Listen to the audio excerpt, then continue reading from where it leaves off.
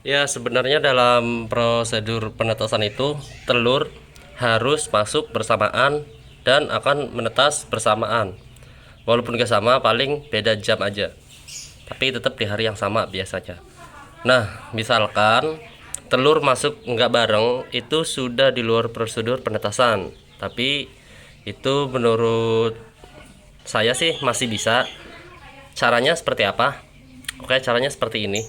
Misalkan ini telur nggak masuk bareng ya, jadi netasnya nggak bareng. Atau telur ini beda jenis. Ini telur entok, ini telur ayam. Nah, pasti netasnya lebih dulu telur ayam, karena telur ayam cuma butuh waktu 21 hari, sedangkan telur entok butuh waktu selama 35 hari atau 5 minggu, dan telur ayamnya 3 minggu ya. Misalkan beda, misalkan masuk nggak bersamaan, atau jenis telur yang dimasukin itu beda jenis walaupun masuknya bersamaan, tentunya itu menetasnya tidak bersamaan. Caranya, mana telur yang harus diputar dan mana telur yang nggak diputar itu cukup simple ya sebenarnya, yaitu dengan cara mencabut salah satu soket di sebelah sini.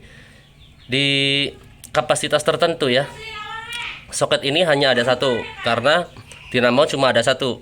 Tapi untuk kapasitas yang besar itu saya kasih dinamo lebih dari satu, dan ada dua soket yang ada di sini.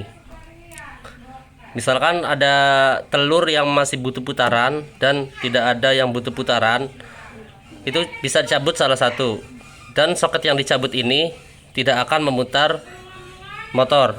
Jadi untuk telur yang tidak membutuhkan putaran, letakkan di motor yang sudah dicabut soketnya. Itu cara pertama. Dan ada juga cara kedua.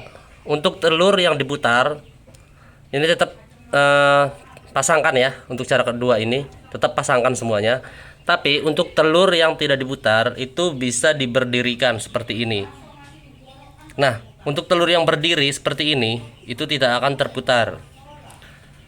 Untuk telur yang masih butuh putaran, itu bisa diposisikan normal atau tidur seperti ini ya.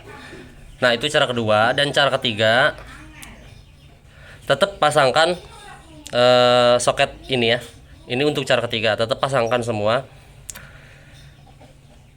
Dan untuk telur yang tidak butuh putaran, kita letakkan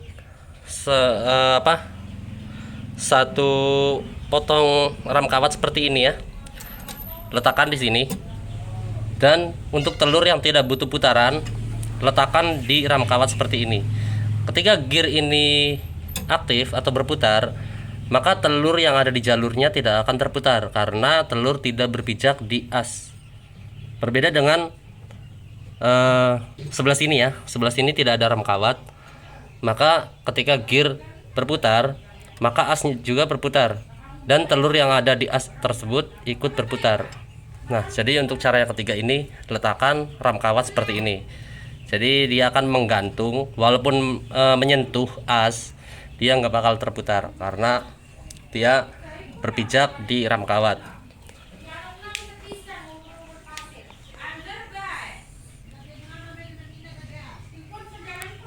Semoga cara-cara ini bisa membantu ya, walaupun sebetulnya cara ini itu sudah di luar prosedur penetasan. Tapi saya memakai cara ini untuk mesin tetas saya sendiri, dan itu alhamdulillah berhasil. Silahkan dicoba untuk teman-teman ya, terutama yang sudah order mesin tetas telur kepada saya kasih solusi seperti ini.